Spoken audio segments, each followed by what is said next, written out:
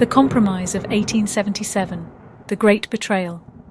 The Compromise of 1877 stands as a pivotal event in American history, marking the end of Reconstruction and shaping the course of the nation's post-Civil War era. The Compromise was a backroom political deal between Democrats and Republicans, brokered to resolve the contested presidential election of 1876. Despite its immediate resolution, the compromise had significant adverse effects on the rights and opportunities of newly freed slaves, perpetuating racial inequality and systemic discrimination. The Compromise of 1877, Overview and Context. The Compromise of 1877 came into being following the presidential election of 1876, wherein the Republican candidate Rutherford B. Hayes and the Democratic candidate Samuel J. Tilden clashed in a fiercely disputed race. The election results were inconclusive, as Tilden won the popular vote but faced contested electoral votes in 3 southern states, Florida, Louisiana, and South Carolina. To avoid a prolonged political crisis and potential civil unrest, a bipartisan commission was formed to determine the final electoral vote count. 2. The Compromise's provisions. The Compromise, reached in January 1877, had 3 main provisions: recognition of Hayes as president. Democrats agreed to accept Hayes as the winner of the election, effectively ending Reconstruction and removing federal troops from the South. Southern Democrats' influence. In return, Republicans conceded the removal of federal military presence in the South, allowing Democrats to resume control over their respective state governments. Southern infrastructure and patronage.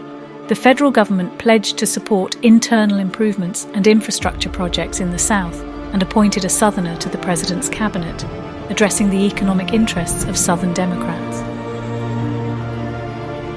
3. Adverse impact on newly freed slaves. The Compromise of 1877 had detrimental consequences for the newly freed African Americans who had previously gained some semblance of political and civil rights during the Reconstruction era. The adverse effects were as follows. End of Reconstruction. The withdrawal of federal troops from the South marked the end of Reconstruction, leading to the abandonment of efforts to protect the rights of African Americans. As Southern Democrats regained political power, they enacted discriminatory laws known as Jim Crow laws, establishing segregation and enforcing racial subjugation. Loss of political rights, with the suppression of African American voting rights through measures like poll taxes, literacy tests, and intimidation tactics. Newly freed slaves were effectively disenfranchised. These practices suppressed their political participation, preventing them from exercising their fundamental right to vote. Economic disenfranchisement. The Compromise of 1877 did not address the economic disparities faced by African Americans. The lack of federal support for education and economic opportunities hindered their ability to break free from the shackles of poverty and secure a better future for themselves and their families. Racial violence and lynchings. The withdrawal of federal protection emboldened white supremacist groups to terrorize African Americans through acts of violence and intimidation. Lynchings and other forms of racial violence became prevalent in the South, instilling fear and further subjugating the African American population.